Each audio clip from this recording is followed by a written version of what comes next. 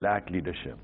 I got the feeling that, why have secret talks in Kathmandu? I'm talking about, I commented on Barka Dutt's book where she said there were secret talk, and she indicated that perhaps Nawaz Sharif was worried about Pakistan's establishment. Neither government has confirmed that, but there is no reason to dispute it either.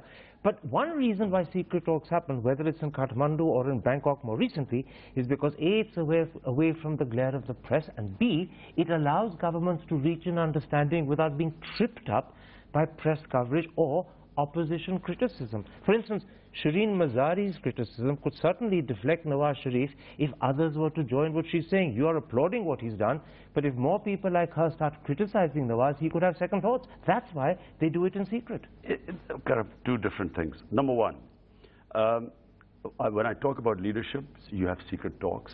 But in that specific comment, in what she had said, Barka Dutt, she mentioned that perhaps Narendra Modi was worried about his own constituency, right-wing constituency, and Nawaz was worried about the establishment.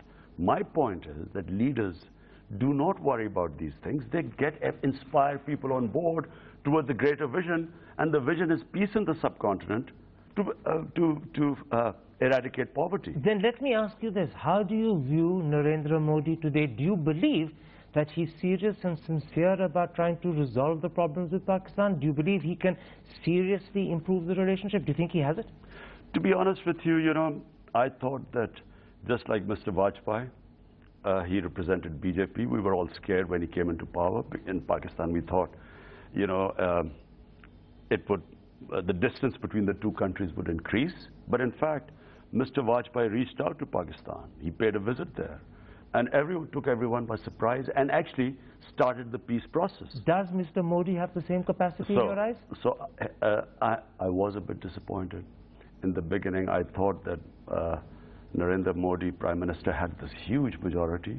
And this was a great time to be a statesman.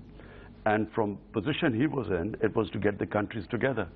I thought there was, I was a bit disappointed. But people change, they learn. Do you think he's changing? Do you think he's learning? Well, I think this is a positive move, because for a while we thought the distances wouldn't get closer. I mean, we thought we would just grow further apart. But there has, this movement in the last few weeks, yes, it gives us hope. I know that you're hoping to meet him later this evening, shortly after this interview. What will you say to him in the context of the step he's taken with Nawaz Sharif? Broadly speaking, I don't know what I'll say to him, but mainly that, the future of the subcontinent lies in peace between the two countries. That's it. So let's resolve our differences, because the dividends of peace are enormous. Let me put it like this. The joint statement issued on Wednesday, just 48 hours ago, separates terror, which is India's main concern, and the way it's treated, from all the other subjects. Terror will be discussed by the NSAs, but Kashmir, which is Pakistan's principal concern, has been packaged with all the other subjects to be handled by the foreign secretaries. How do you, as one of Pakistan's most important opposition leaders, view this differentiation in treatment? I think that even if you put it in a different package, you cannot take away the importance of Kashmir, because that really is the sticking point. As we say, it's the core issue. Sooner or later, it has to be resolved. And, if you read, our ex-foreign minister, Khurshid Qusuri's book, in that book, he just spells out how close they came. How close the process of resolving the Kashmir issue, how close we came. So, except why go to Qusuri? UFA this July failed to mention Kashmir. Ashraf Qazi, one of your more distinguished Pakistan High Commissioners in India, said that was a goof-up, it was a disaster. And Nawaz Sharif was left embarrassed. Sartaj Aziz was literally twisting in the wind at press conferences to try to explain it. This time, when Kashmir is being treated differentially to terror, could that create a problem in Pakistan? It's clearly not going to create a problem in India, but could it create a problem in your country? Would someone like you, for instance, seek to embarrass Nawaz on that? Look, I don't want to embarrass Nawaz or anyone when it comes to talks with India and getting closer, decreasing hostilities. Any sensible person would want things to be peaceful in Pakistan, because what we've been through in the last 10 years, the country has been through hell. So your position is this is not an issue to make a point over. Not to make a point over, but at the same time, unless Kashmir is resolved, I'm afraid we will never have lasting peace. And therefore, I come back to the point. Leaders are those who have a vision, a much larger vision, and they mobilize public opinion towards that vision. So in my opinion, the dividends of peace are so enormous that any hurdles in the way, like Kashmir, which is the main issue, they have to be resolved. And from Khurshid Kusuri's book, and of course Shah Mahmud Qureshi was with me, the talks were in a very advanced stage about Kashmir. Well, but so it gives us hope. Just on that, I should point out for the sake of the audience that Kusuri's view about how close things came is not necessarily the view of Indians who worked closely on that subject, but leave that aside. Yeah, let me ask you this. Let me ask you this. Not everyone wants to divulge what happened because these were obviously back-channel talks. But let me put it like this. You're saying Kashmir, from your point of view, is the main issue. I want to ask you, how do you, as an opposition leader in Pakistan, view Kashmir? Is it the core issue as Nawaz Sharif sees it, or do you believe it's one of many issues, but not the core one? No, it is. The moment Kashmir issue is solved, Karan, I can tell you that everything else will fall into place. Because everyone will understand the benefits of trade. Look, there's China on one side, there's a China economic corridor to Gwadar, this link now. The opportunities are so huge for both India, for Pakistan. So it would be madness to be held hostage to an issue which can be solved. So in your eyes, Kashmir is the core issue, it is the key problem? Yes, it is. Then as a politician who hopes one day to be Prime Minister, what do you think is the best way the two countries should handle this issue? Because after all, it has bedeviled relations right from 47 till today. Well, confidence building measures. You start first decreasing the tensions, and then how? For a start, stop the rhetoric. The rhetoric which was going on in the past 6 months.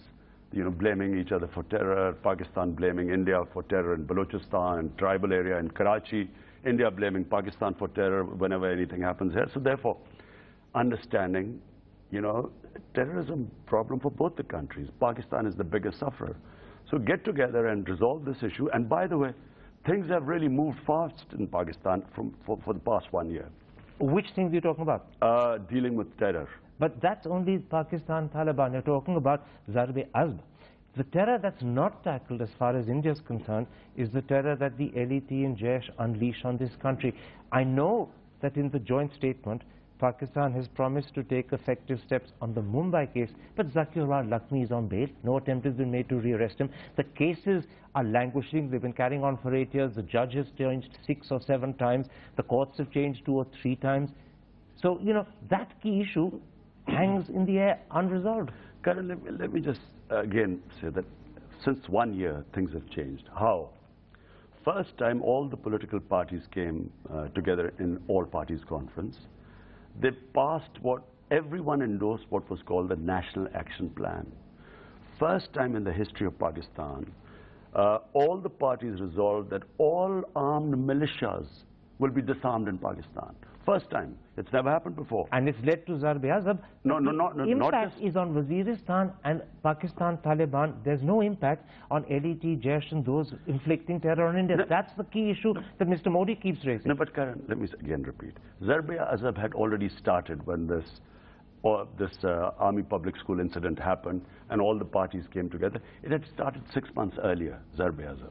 This National Action Plan specifically said that no armed militias will be allowed to operate in Pakistan. Pakistan would not be allowed, Pakistani soil will not be allowed for any terrorism outside the country. So all the parties resolved, every party signed this document. And since then, there's not just been action against Zarb-e-Azb has gone on, but in Karachi there's been an action now. Militants, Karachi is a much more peaceful city. And then the sectarian groups have been targeted. But LET hasn't been 2 terror attacks this year. I'm talking about Gurdaspur and Udhampur. A Pakistani terrorist actually captured by the Indian forces in one of them. Hafiz Saeed continues a free man. I know that now Pakistan television no longer shows his rallies live, but there's a 10 million bounty on his head put by the United States From time to time, he issues blood-curdling threats against India. He remains free. So when you talk about steps that can be taken, I ask you again, if on that terror issue they aren't, will we ever get close to each other?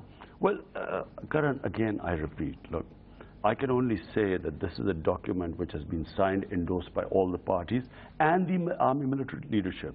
We were all, the army chief and the entire political party spectrum was there, and all of us signed this document for the first time, disarming all militias.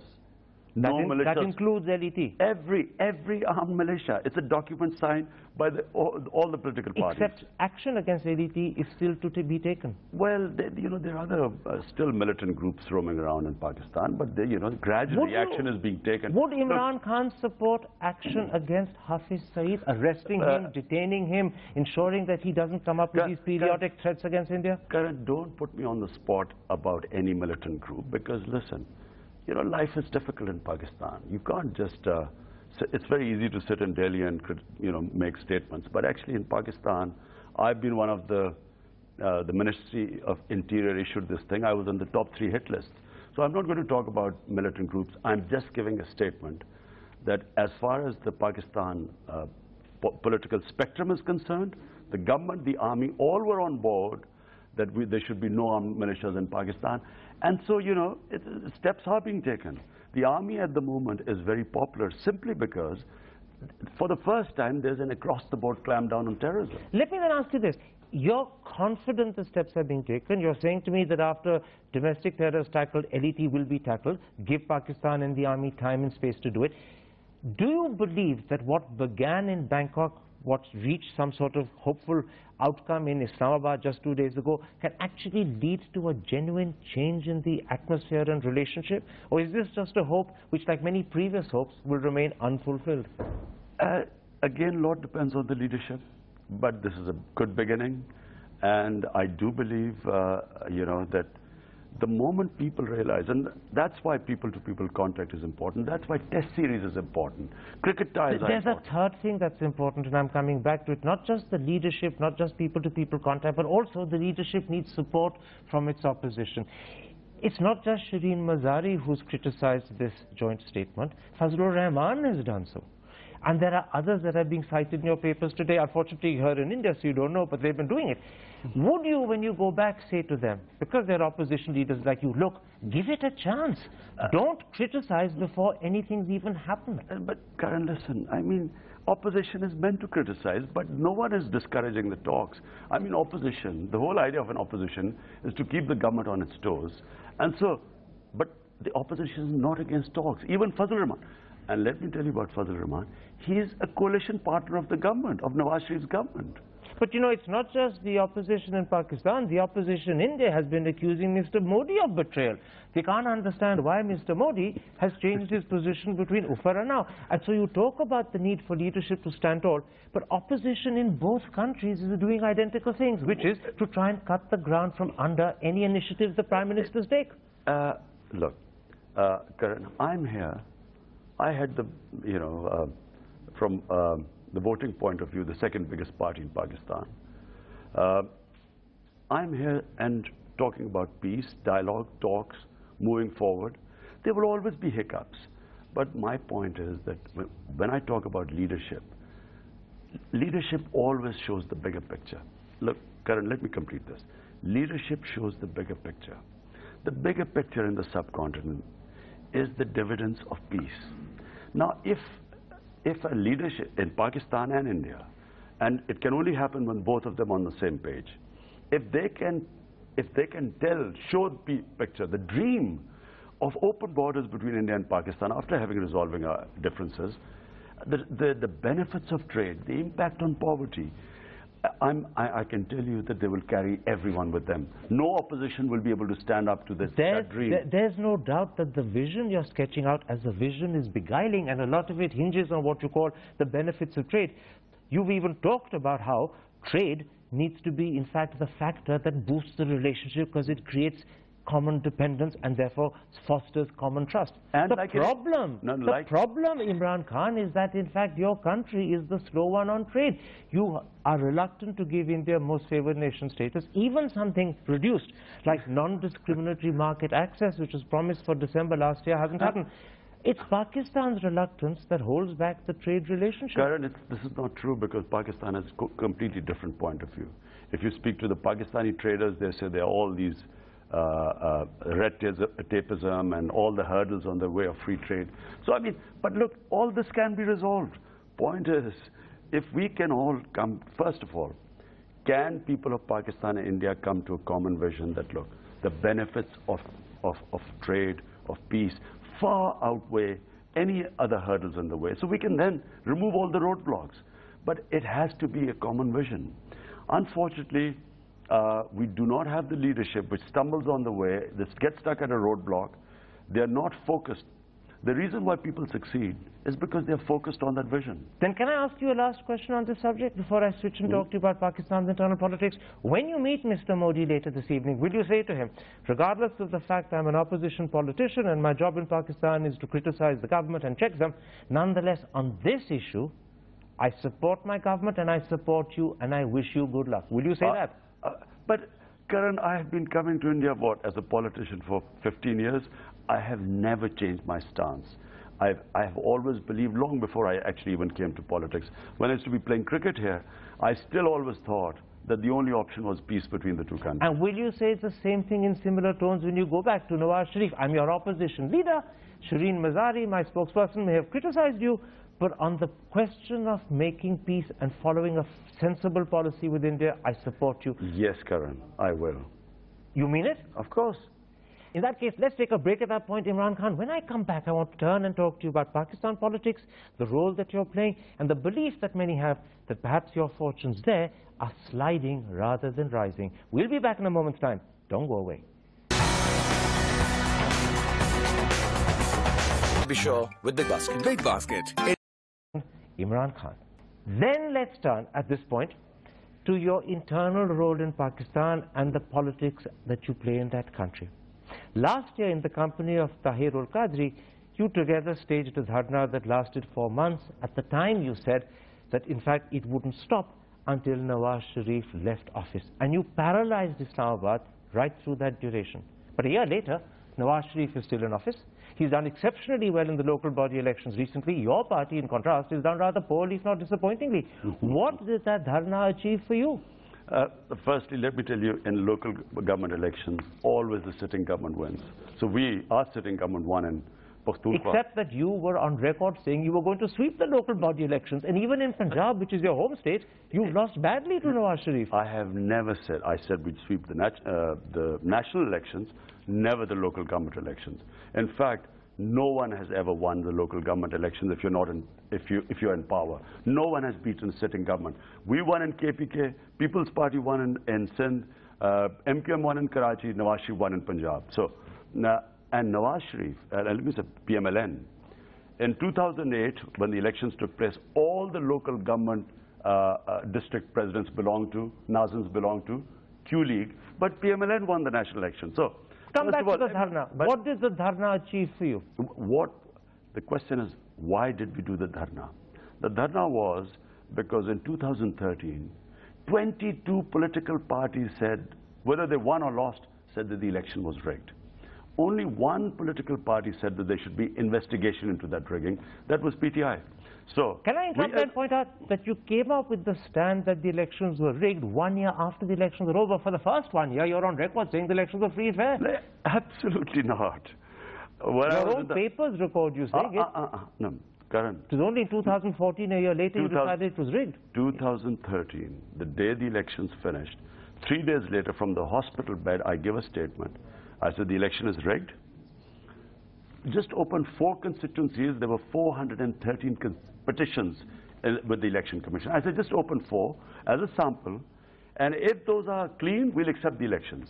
But if they are rigged, if you find rigging, then what we want is an investigation so that 2018 elections would be free and fair. You got the investigation, you insisted on a judicial commission, eventually the government agreed, they set up a commission to go into the charge. You defined that a systematic and designed conspiracy had happened. And you know what the judicial commission concluded?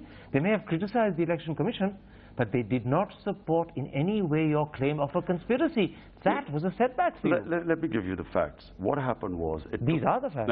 No, I'm giving you the facts. The facts were that after, for 1 year, we tried the Supreme Court, the Election Commission, the election tribunals, the Parliament, for opening these 4 constituencies, out of 413. After that, a year later, we staged our first demonstration, and then we still asked them to open the 4. When we did not get justice, I told them, if we do not get justice, it's my democratic right to have a peaceful protest, and that's when we did. And you did. It lasted 4 months. You demanded a judicial commission. You got it, but the commission found not in your favor. Karan, let me just tell you exactly what happened in the judicial commission. The judicial commission came up with this. There were 2 TORs. One was there systematic rigging? Of course, we were not going to be able to prove it because the JC was supposed to have a JIT, a joint investigation unit, in which they had ISI, MI, they could have invited anyone. But you just say, of course we couldn't prove it. Why make a charge you can't prove? Let me just do that. How can, when all the agencies are under the government, how can an opposition party prove it? Remember, 22 parties, the winners and the losers said the election was rigged. Now, but you asked for the judicial commission. No, exactly. Now the JC, what it should have done was, it could have got any of the government agencies to work under it to prove the rigging. They didn't do it. But so you're saying the JC didn't do its job properly? It was headed by the sitting Chief Justice. They left it incomplete. But what they did prove... Were you saying that incompetent? Were they partial? No, when you say they left it incomplete, what does it mean? They left it incomplete because they should have gone all the way. But let me... Why didn't they? Because the sitting Chief Justice headed it. Are you saying that he was partial? What I'm saying is, in fact, the JC itself said that the consequences of the decisions were so huge that they had to be careful. No, but I'll tell you what they proved. Careful of what? Were they, or the result. So, but you're suggesting as if the Chief Justice who headed the JC was partial. No, I'm not suggesting Secondly, anything. You're suggesting that they were under pressure from someone. Karan, I'm not suggesting anything. Let me just tell you the facts, what happened. What emerged was that 25 million ballots were missing. That came out. That was proved in the 40 observations of the JC. One was that 35% of Form 15, which means the ballots that are not used, which should be accounted for, 25 million ballots were missing. Our lawyer, after that, stopped arguing the case. He thought we'd won the case because the 2 TORs were, one was systematic rigging, one was, were the elections lawful? So as far as our lawyer was concerned, when 25 million ballots are missing, the election is not lawful. So what you're saying to me is that the Judicial Commission has been incompetent. The JC, what they said was, the election was largely lawful. That wasn't the TOR. It was either lawful or unlawful. Largely lawful is a very dangerous statement to make, meaning it could be 35% unlawful. But do you know what you're saying? Do you know what you're saying? Just pause a moment. You're talking of a judicial commission headed by the sitting Chief Justice of the time. You're suggesting it was incomplete, which suggests it was incompetent. You're suggesting that it wasn't allowed because it was being cautious, therefore it was under pressure. You're suggesting that your lawyer either misunderstood what he was doing or got fooled by something that he believed they were going to do. You're casting huge aspersions on the Judicial Commission and the then Chief Justice. What I'm saying is exactly what I'm saying. Number one, the JC should have gone on, because once they discovered that 35% of Form 15, which is 25 million ballots, were missing, they should have gone and probed it further. Our lawyer thought that he had proved his case and he stopped. By the way, was your lawyer incompetent? No, he was a brilliant lawyer. What do you mean he thought he had proved his case and then he stopped? That clearly he made a misjudgment. Karan, listen, when 25 million ballots are missing, think about it. In India, would you consider an election lawful? No, you wouldn't. So then you're saying that the Judicial Commission came up with an incompetent, wrong result. You're blaming the Judicial Commission. I accepted. Before the Judicial Commission sat, we said we will accept whatever whatever verdict that came You're out. not at the moment accepting it at all. We accepted the verdict, but this is my criticism. I have a right. You can criticize the verdict. I am giving you criticism that yes, and I said, by the way, I did this after the verdict. I gave a press conference. I said, because we had said we would accept it, I have accepted the verdict. But here is the problem. In which society, in which, for instance, in a Western democracy, can you say an election is largely lawful? You can't. It's lawful or not unlawful. You know, this is not the only time that you're questioning the verdict of a commission which you actually said in advance you would accept. There's also the paradox. Okay, we accepted it. Accepted it, criticized it. But that's my severely right. criticized it as you are. Karan, that's my right. But the paradox is you did much the same thing when your internal party's election tribunal headed by Justice Wajihuddin Ahmed inquired into your intra-party elections and found them to be fraudulent. He said that the post should be in fact dissolved, that the election should be reheld. You dismissed that entirely. In fact, you went one step further. You replaced Wajihuddin Ahmed with another panel under Tasneem Noorani. No. So there again, instead of standing by what your own commission appointed by you had said about your own elections, you turned a deliberate blind eye to it. That's not what happened. That's not what happened. Look, first time in Pakistan's history, a political party holds intra-party elections, okay? And because it was the first time, we made a lot of mistakes. And so after the election, a lot of petitions, we set up Justice Wajihuddin as an election tribunal to decide on the elections. So Justice Wajihuddin came up with a lot of queries and eventually decided that there were so many mistakes that you have to hold re-elections. And that report and that decision you refused to accept. Karan, please listen. And then you replaced him. No, but please listen. We accepted the verdict. We decided to hold re-elections. He then empowered me to form an ad hoc because he dissolved all the positions. So I said, okay, when we prepare for the next elections, because we don't want to make the mistakes of the previous elections, we set up an election commission. Now, election tribunal was Justice Wajihuddin. He gave his verdict that the elections were annulled. We then decided to hold re-elections. We removed we put an ad hoc. We put Justice Tasneem Noorani as the head of the election commission. And remove Wajihuddin in the process. No, because Wajihuddin had done his job. He passed a judgment on the election, and we accepted them. Done his job, or annoyed you by the way he did it and the conclusion he came to? Because that's what your press suggested. No. We thought he overstepped his bound. He started taking... You do agree. You think he overstepped his bound. You said so. No, look. The JC in Pakistan was formed. It was to pass a judgment on the elections, 2013. They passed a verdict and the JC finished. He passed a verdict and so the tribunal finished.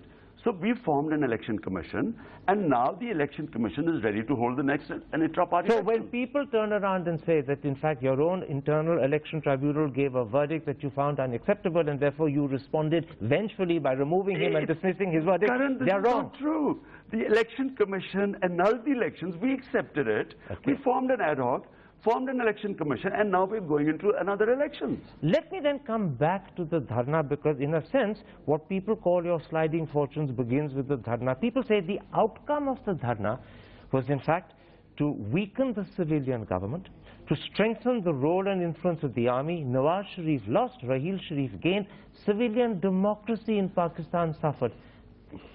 How do you respond to that criticism of your dharna? It's like saying that 20 million Britons came out against the Iraq war and they were somehow to weaken Britain's democracy of Tony Blair. Look, But Raheel Sharif is stronger today and Nawaz is weaker. That's undeniable. But tell me, Karan, it has nothing to do with me. I was for 1 year telling them, there are so many recordings of me saying, look, is that unreasonable to say, just open 4 samples out of 13 petitions, just open them 4. If you find that this election is not rigged, fine, we accept the election. But if it is rigged, just do an investigation so 2018 election is free and fair. Tell me, what is wrong with that? No. Prima facie, nothing. But you know what people said in your country? People in your country said it's not that in for fact people in my the dharna is inspired by the ISI, a belief that they thought was corroborated by the fact that you kept talking about a third empire, and they thought the third empire was the army. Karan, whatever they might think. People say you were the cat's paw for the army, and then the army let you down instead of helping you. Tell me one thing. Here's someone struggling for 18 years in politics. Would he want the army to come in? I mean, would I want martial law to come in? Hold on. They said I mean, that would was I the do only that? way you could remove Nawaz Sharif who'd beaten you in 2013. Well, why don't you look at it the other way? 22 political parties, including Nawaz Sharif, say that the election is rigged. Should there not have been an investigation? They all clamped down on the... They said, no, fine, it's rigged. Let the Election Commission investigate. Election Commission rigged the election with PMLN. So listen. So all I'm saying is, it was my right as a Democrat, when everyone is saying the election is rigged, there should have been an investigation.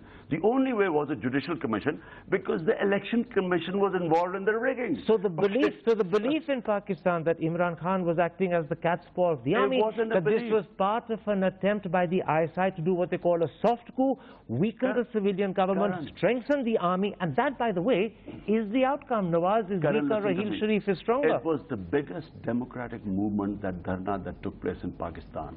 Anyone who said things like, is bringing the army in, they don't understand democracy. Because unfortunately, we have these family political parties that behave like kings. They don't understand criticism. They don't understand that in a democracy, if the elections are rigged and everyone is saying they're rigged, the winners and the losers, it's by right to have investigation into the rigging, and not by the Election Commission, because it was involved a judicial commission. So if they had formed the judicial commission immediately, I wouldn't have done the dharna. Because they didn't, after one year. But it's the outcome of the dharna I'm talking about. Not my fault. Your political fortunes haven't improved. The civilian government has now come under the control of the military. Democracy in Pakistan has suffered. Raheel Sharif is so much stronger, and the elected Prime Minister that much weaker. It's that outcome, people say, that you may not have intended, but you've provoked. Karan, this thesis is absolutely wrong, and I'll tell you why. Number one, this has been instigated by the status quo, all the status quo parties who don't want to change, in the election system. Listen. Anyone who opposes and criticizes this election wants reforms. They call them anti-democratic. Number two, Raheel Sharif, if he's got strong, it's not because of the dharna. It's because of Zarb-e-Azab, which has become very popular. It's because he's gone after terrorists across the board in Karachi operation. That's what's got him popularity. It's not because of the dharna. I mean, how can the dharna weaken the Prime Minister? Let me end by briefly broadening. Would Tony Blair be affected by people came out in the streets to demonstrate what is their right? Let me end this interview by briefly broadening our discussion. As I said in the introduction, in 2011-12, when we were holding million-man marches, you were thought to be the future of democracy in Pakistan. In 2013, you believed you would sweep. You even said so to The Guardian. In 2014, many thought you would overthrow the government. None of that happened. I didn't want to overthrow the government. In fact, I didn't want to overthrow the government. You did very poorly. Why would I want to overthrow the government? In 2013, because to bring in the army? In 2013, what am I struggling you for? did badly. In 2015, in the local body polls, you've done badly again. Not in KPK. Are you sliding not down in our here? province. We but won in our province. Punjab, which is your home, in Sindh, where you hope to do well, you even allied with the Jamaat-e-Islami and it got you nothing in the cities? Pakistan's history. Never has anyone won against a sitting government in a local government. Never. It's never happened. Because we do not have an independent election commission. They control the election commission. We don't have free and fair elections. So look, let me just say one thing. PTI, my party, is more popular now than ever before. It is the biggest party in Pakistan. The SDPI... You mean that? More popular today than ever before? The SDPI survey about a month back puts PTI at 32%, PMLN at 27%. We are the #1 party. And trust me... There were similar surveys before the 2013 elections which gave you confidence to believe you sweep. You said so to The Guardian. You didn't. Yes. Nowhere in the survey... You came third. Nowhere in the survey did they put PTI #1. Never. Now they have. PTI is the most popular party in Pakistan. It's the only federal party. It's in all 4 provinces. And the dharna, it created awareness. It was the most democratic movement in Pakistan.